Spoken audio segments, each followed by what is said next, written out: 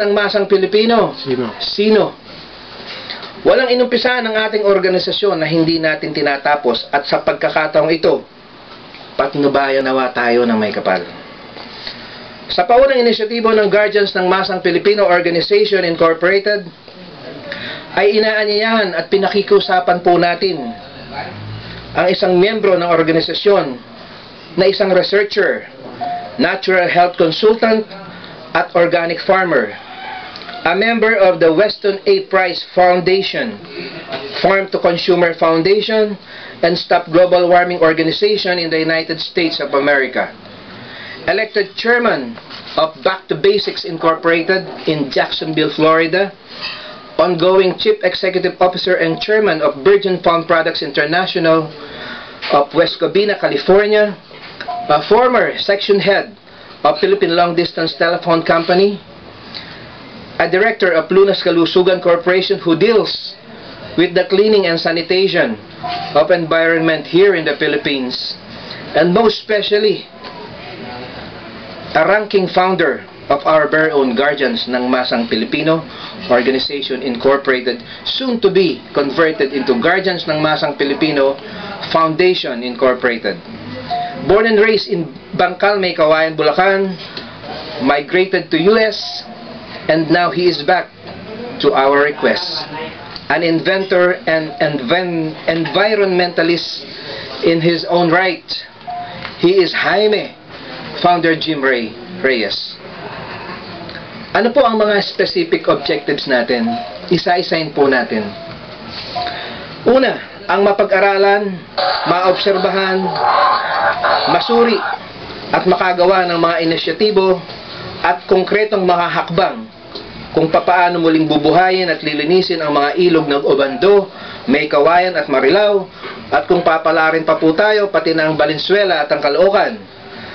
Pangalawa, sa pagtatagumpay ng proyektong ito ay ang pamarisan tayo at kilalanin ang proseso na ating ilulunsad, inisyatibo at talino ng Pilipino sa buong mundo.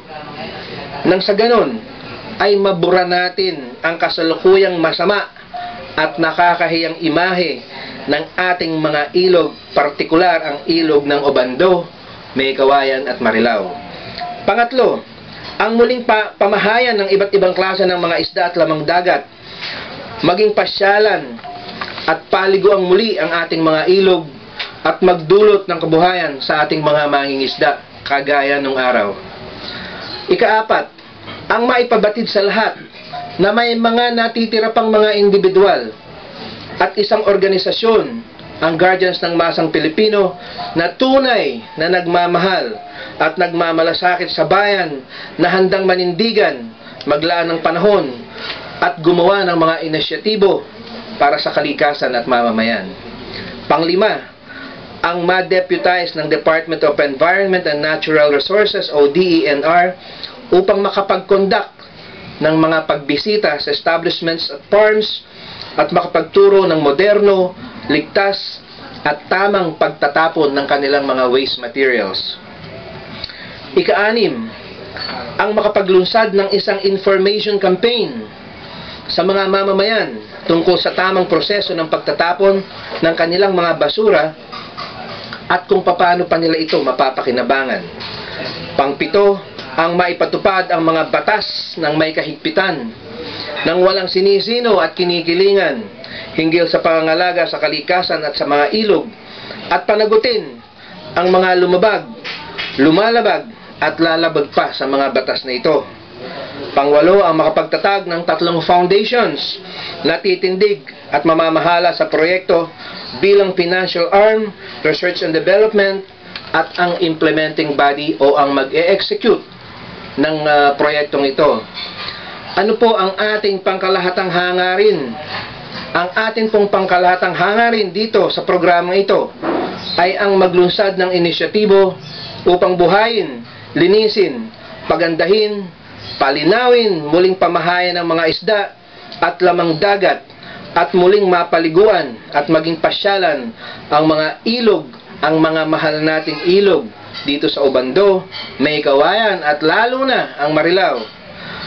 ang maisagawa ito sa pamamagitan ng isang proseso na pinakamatipid, pinakamoderno, pinakaligtas at environment-friendly na pamahalaan.